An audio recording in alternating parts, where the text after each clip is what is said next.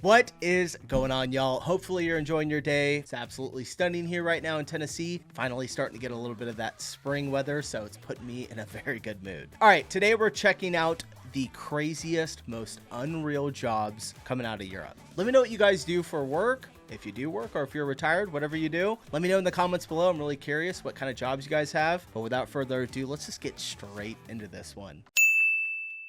POV, you lost your bike last night. Don't worry, we'll catch it in tomorrow's haul.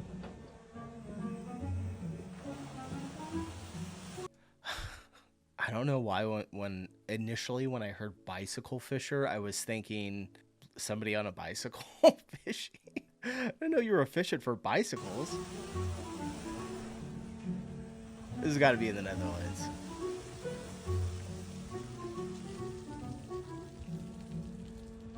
How do you recover it? Oh, they got a ton of them. Is this the company that does it?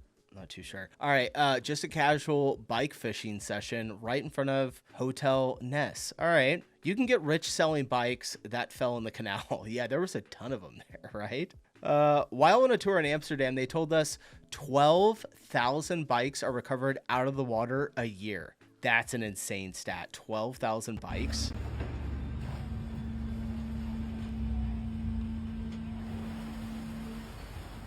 Oh.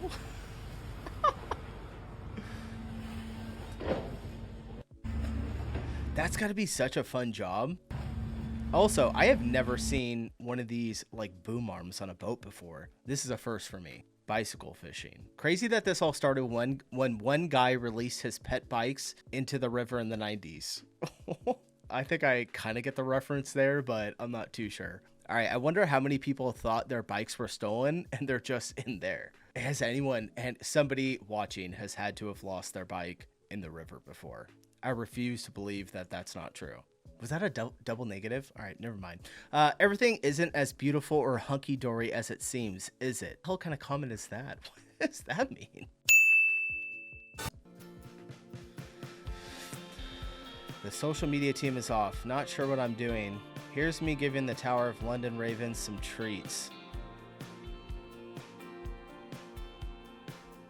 It's a hell of an outfit he's wearing. What is this? Hello, the Tower of London's Ravenmaster here. Just Henry and I doing our best. Please like and comment. Ravenmaster. Between this and the Dutch Master at the Peabody Hotel, I feel like Career Day had some serious holes for people with my particular variety of skills. Coming in, off you go.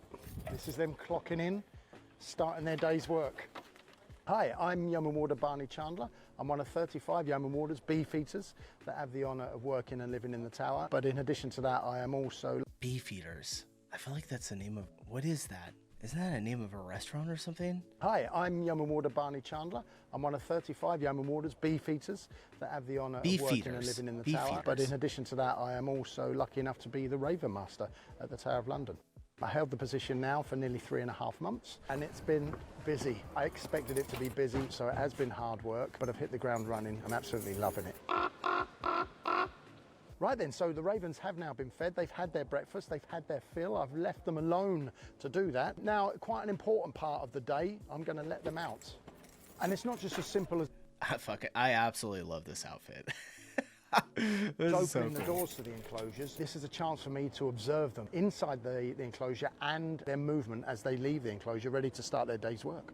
They're going to come running, jumping, hopping, maybe trying to fly out, and in doing that, they're going to open their wings. I get a look at the state of their feathers. I can look at their movement, the way they are, and their general, how they look. So it's a very important part of the day, and it's probably the only chance I'll get to do this. I have so many questions. This evening when I get them back in. Someone says, or the title says, we'd never stop raving about this. All right, Ravenmaster is an insanely cool job title. Yeah, like, I feel like if someone says they're a Ravenmaster, I don't know, it's like Game of Thronesy. Like, you're the Ravenmaster? Yeoman Warder Barney Chandler, the Beefeater Ravenmaster, is the most British name ever. How does one become a Ravenmaster? What are the qualifications? These are the answers that I need to know. So it's a really special day for us here at the Tower of London. We've got a new baby raven that's joining us. and he's going to be coming in and being part of the raven flock here at the tower. We're going to settle him into his own enclosure. He'll stay in there in quarantine for a couple of weeks so he can get used to the environment and the sounds and smells around him here. So of course, bringing in a baby raven into the Tower of London, the others are really curious about what we're actually doing. One of my ravens, Poppy, she was straight on the top of the enclosure, going, oh, who's in here, who's in here? But now, you know, after a couple of hours, she goes, okay, it's just another raven, okay then, and they've kind of wandered off. So they are curious, but they'll get used to it. All right, the ridiculous amounts I would pay to hang out with the Ravenmaster and ravens for a day. Yeah, this is, I had no idea this job existed. Did they just store ravens? I don't know. Someone says, my dream job. Someone else says, do you have a YouTube with a longer videos? Yeah, they probably should. That is interesting. About 120 miles north of the Arctic Circle, a group of about 90 construction workers and artists build this hotel from scratch every year. From 30,000. I want to stay in one of these. I've seen these before, and I do have the urge to want to go to one of these and stay in it overnight. Tons of snow and ice. This year's seasonal ice hotel is about 30,000 square feet. It includes a main hall, a ceremony hall for weddings and other events, and 12 suites, custom made by artists from around the world, who chisel sculptures to differentiate each room. We have our sketches, but also it's a little bit different getting into I'm going to say the final room here looks better than the sketches do. Wow. the room and the scale. We have an international open competition, so anybody can send a concept, an idea, sketches. For example, in 2025, we got 257 artists applying from 36 or 37 countries. And then the jury selects the project. And then from there, we need to figure out, okay, you have a certain idea, you want to achieve a certain vision. How can we build it? Ice rooms at the Ice Hotel start at about $300 per night. That's honestly, for the experience, for $300 a night, really not bad. Each November, nearly 100 workers race to Jukkasjärvi. Sorry, you guys. I'm so sorry. Sweden, to build the world-renowned ice hotel. Someone says, honestly, knowing there's only 12 rooms makes it more sense that it's so expensive. Is 300... I mean, for this, I don't think that that's bad. I don't know, maybe I'm crazy. For a normal hotel, I would say, yeah, $300 a night, you better be staying somewhere really nice. But for an ice hotel, I feel like it's okay. Wait, so you just sleep in an ice room? How cold is it in there? I would say below zero, below freezing. This is what it's like to sleep in a room that's -5 degrees Celsius or 23 degrees Fahrenheit, also known as the ice hotel. They give you a warm room to store all your luggage, and they also give you a sleeping bag, a sheet, towels, and a hat. What you do is you dress warmly, in layers, and in socks. You take your sleeping bag, and you put in the fitted sheet at the bottom. It's kind of like a pillowcase, so you can get inside of it. It's just for a little extra comfort. The bed also comes with a pillow and is lined with fur for a little extra comfort. The trick is to get fully in the sleeping bag and zip it all the way up, but make sure you're breathing out of the sleeping bag so it doesn't build up condensation and make you cold. Half the night I was hot, half the night I was cold. I didn't sleep very much, but it was a cool experience. Yeah, all right. Someone says, I don't care how cold it is, I'm not sleeping in socks. You got to. I would imagine you got to sleep in socks in that temperature. I would have the best sleep of my life. Yeah, probably me too. I love it when it's freezing cold and I'm sleeping. 63 high, coming in on target. You need to move a little faster than that. Helicopter tours. Speed is Volcano helicopter tours?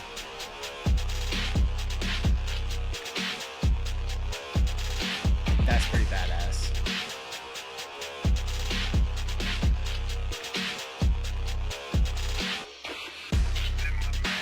Imagine meeting a random person. You're like talking to them for a while. What do you do for a living? I'm a volcano helicopter tour guide. Oh man. You can go inside of a volcano, and this is the only place in the world that you can do it. This is in Iceland, and the whole experience starts with a 45-minute hike through volcanic rock. And once you reach the base camp, they gear you up and they lower you down into the volcano in a cart. The entrance is so narrow, the cart actually has to tilt and rotate along the wall of the volcano to reach the bottom. Once you're down there, you're surrounded by the most incredible rock formations and colors left behind from the lava. You get about 30 minutes to explore, and it feels like you're on another planet. And afterwards, you head back up to base camp where they cook Icelandic vegetable soup for you. It was so flavorful and comforting after the hike. So let me know in the comments, would you do this for $500 per person? Oh, five. All right, that's a little steep for me. It would be an experience though. Volcano tours. All right, it's cool until the volcano wakes up. Someone says, took my volcano loving son to do this, coolest experience ever. Someone else says, damn, that price tag. Yeah, that's pretty hefty for, especially if you're going with a couple of people, spending like 3 people, $1,500 to go down in a volcano. I mean, it's a story that would last forever though, so I get it. Ready for an adventure of a lifetime? This is the most popular tour in Iceland right now. Experience Iceland's volcanic eruption from a helicopter. Get ready for unbeatable volcano views and epic photo opportunities. Your adventure starts in Reykjavik and takes you on a 45-minute tour of the volcanic area on the Reykjanes Peninsula. Your skillful pilot will circle the helicopter around the erupting volcano, ensuring everybody aboard gets a good look, plenty of opportunity to take stunning photos, and soak in the unforgettable bird's-eye view of the eruption. It's a once-in-a-lifetime experience. In addition to the active volcanic eruption, you'll also be flying over some of the craters from previous eruptions in the area. Plus, admire the stunning lava scenery on the way to and from the eruption and get a great view of Reykjavik from above. And, of course, you'll get a chance to get your photo taken with the helicopter as well. The price for this tour is 69,900 Icelandic kroner per person. $500 again. I don't know. I feel like if I had to choose between going down in the volcano or flying above it, I don't know. I might go down in there. I think that would be a little bit cooler. I'd want to do both though. You're gonna spend $1,000 to go in the helicopter and then go down into the volcano. Someone says, we will be in Iceland during the Christmas holidays. Can you say approximately how long the volcano will be active, or is that unpredictable? And Guide to Iceland said it's very unpredictable. Someone else says 399 euros. That's hefty, but does look cool. The weirdest jobs in the world. A professional sleeper. A hotel in Finland literally hired somebody to test the comfort of each individual mattress in their hotel. That's like the easiest job in the entire world. Also the best. Yeah, I don't know about you guys. I'd take this job in a heartbeat. All right. Someone says, okay, so where do I sign? I'd low-key be the best sleeper in the world. Fun facts about professional cheese judging. Cheese judging? Thousands of cheeses are flown in from all around the world. Cheese tasting is heavily guided by scent. Or cheeses donated to local organizations. A cheese taster. A professional cheese judger. Judger. Professional cheese judge. Oh my, what am I saying right now? How does one become a professional cheese taster? Me with lactose intolerance and IBS. How do I become a cheese judge? I feel like this has got to be a French job, right? Like a professional cheese taster? Oh, I know what this is.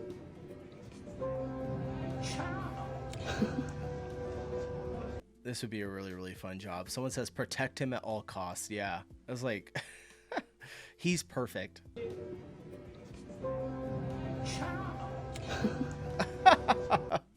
So friendly. So how did you start out in this job? Like, this is my father's a gondoler. That's what it's called. This job, you needed to be born in Venice. Then we go 2 years of school. Hold on, I couldn't hear it. This is my father's gondola. I work for him now. With this job, you needed to be born in Venice. Then we go 2 years of school. They teach to us all the language, history of the city, how to drive a gondola. Then we have a final test. Pass the test, you can do it. oh, that's really cool. So was the test hard then? Sorry? Was the test hard? No. Or no. That is inside, so it's easier. And one boat is one license. This license, if you want, you can pass it through generation from father to son. that's really Oh, cool. nice. A Venice gondolier. There are all sorts of jobs found all over the world, some even only found in specific places. Here's an example of one of them and a bit information about this job. It kind of seems like, so it's like a family thing, a gondoliers.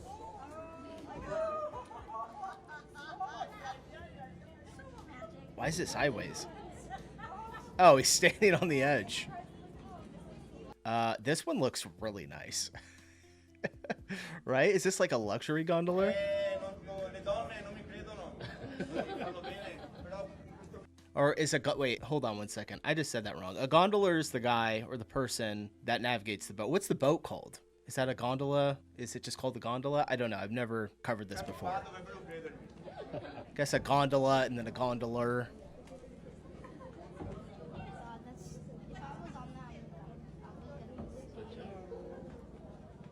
Yeah, this has got to be an awesome job. Oh my gosh. Not sketchy. The pilot knows exactly what he's doing. This comment, one wrong step, gondola. Oh, that's great. Portugal produces about half of the world's cork wine stoppers. Most come from these trees, but harvesting a tree takes years. Half of the world's cork wine stoppers are from Portugal? Damn. Of expertise and steady hands. Every summer, harvesters peel off the bark using century-old techniques. We can harvest the bark of the tree without damaging the bark, so these cells can grow again without any impact in the life of the tree. Because the trees regenerate, they'll never run out of cork. Today, Portugal harvests 100,000 tons of cork every year. After the cork planks are stripped from the trees, they're pressed between concrete slabs for 6 months. Then they're sent to a processing facility to be boiled for at least an hour.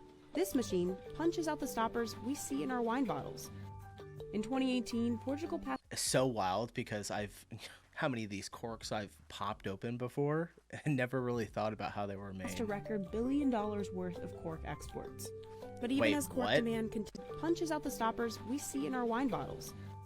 In 2018, Portugal passed a record $1 billion worth of cork exports. But even as cork demand continues to grow, harvesters plan to keep doing things the same way they always have. With a good axe. Yeah, good. Yeah, don't change it. Nearly half of the world's cork wine stoppers come from Portugal. Half of the world? Is it just is it that tree, that special type of tree? I feel like California would definitely make some. We have a ton of wine in California. The relief the tree probably feels is wild. What? The cork oak forests in Portugal have been protected under law for over 800 years. Unlike most commercial trees, cork oaks are never cut down and are only harvested for their outer bark. The trees can't be harvested until they're 25 years old and 70 centimeters in diameter. After that, they can only be stripped every 9 years, so the bark has enough time to grow back. And since the first 2 harvests don't produce the best cork, workers have to wait more than 40 years to get the good stuff. And it can only happen during the hot summer months. Harvesters make about $900 a week. About 5 times more than the average agricultural worker in Portugal. I was just gonna say, I was like, in Portugal, that's probably a pretty good salary. They started slowly integrating custom tools to make harvesting faster while still preserving the trees. Like this small do it the old saw way. workers Use the axe. sometimes use to make the first cut. And these clippers help open up the bark. Then workers peel the rest using axes that are specially designed for this job. Wow. All right. The cork oak forests in Portugal have been protected under law for 800 years. Someone says, I had no idea cork was an oak. Good on Portugal for putting protections in place for these trees. Yeah, definitely 100%. Keep it going. I've been perfumer at Gorlane since 2008. Terry Wasser, master perfumer at Mason. 2008, parfumeur de la maison, plusieurs casquettes, à savoir celle de la création, mais celle de la fabrication et des achats de matières premières. Il n'y a pas de règles, il n'y a pas de théorie. Le parfum est une œuvre de l'esprit. C'est de la sensibilité, c'est de l'émotion et c'est du savoir. All right, master perfumer. Wow. All right. I mean, I guess somebody has to do it, right? Someone says, proud of yourself. This guy looks like he is very proud of the job he does. He looks extremely clean. Extremely clean. All right, let's keep going. Just the school, I would say 6-7 years. But I would 6 to 7 years to become a perfumer. 6-7 Altogether 10 years. So at the A beginning, decade. trainee perfumer will learn around 300 materials. And of course, during the career, your career, you smell new materials.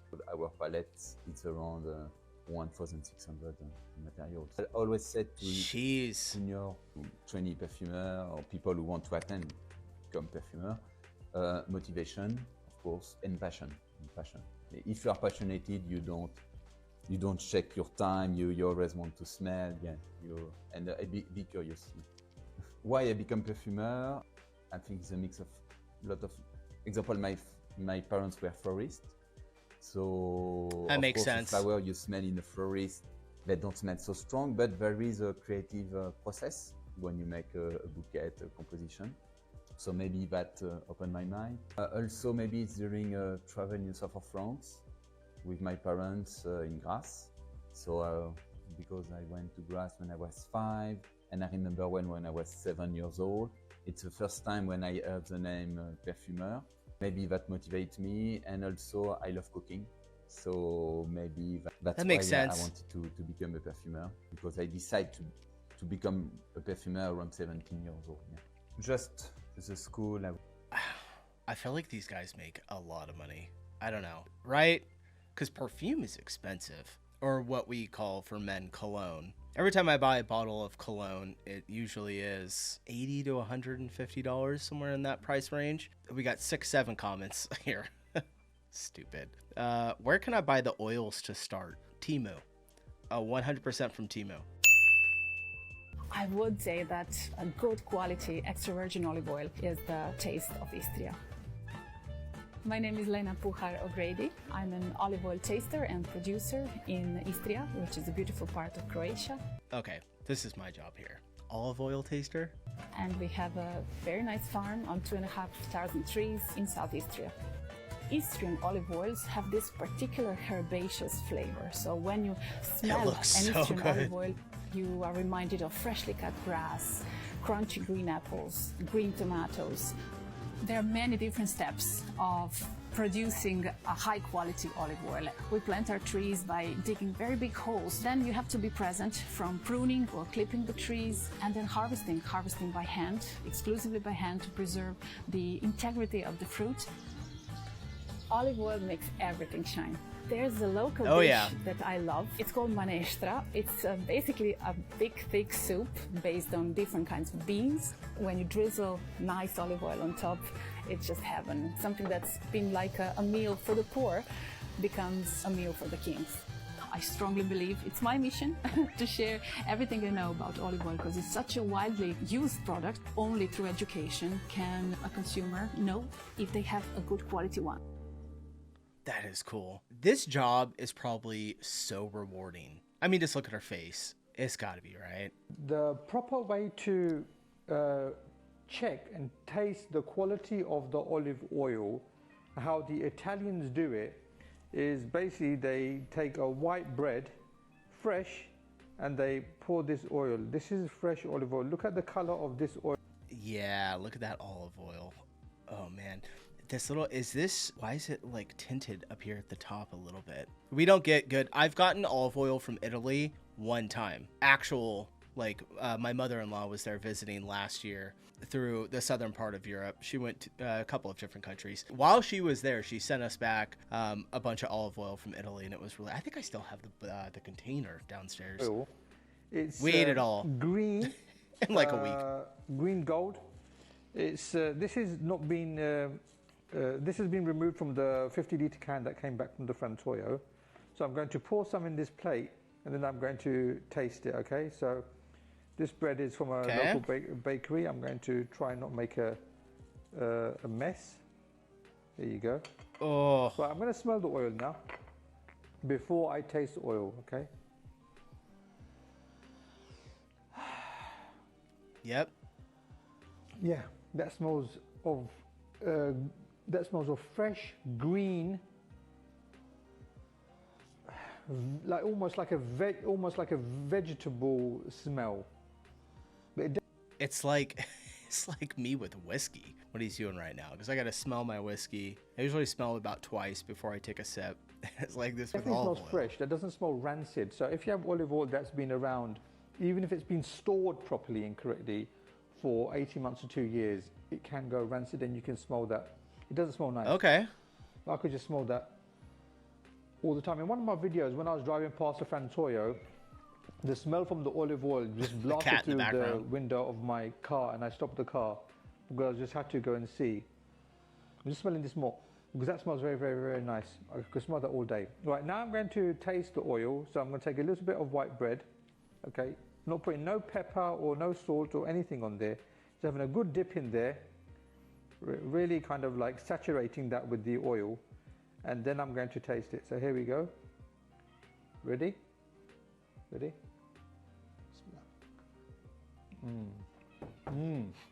You got it. Now, the polyphenol is hitting my throat, so it's like bitterness hitting the back of my throat, which is a sign that it's fresh. Excuse me, and the level of polyphenols are ample there at the moment. I could easily eat this bread and this oil, but I do that anyway, routinely, every day.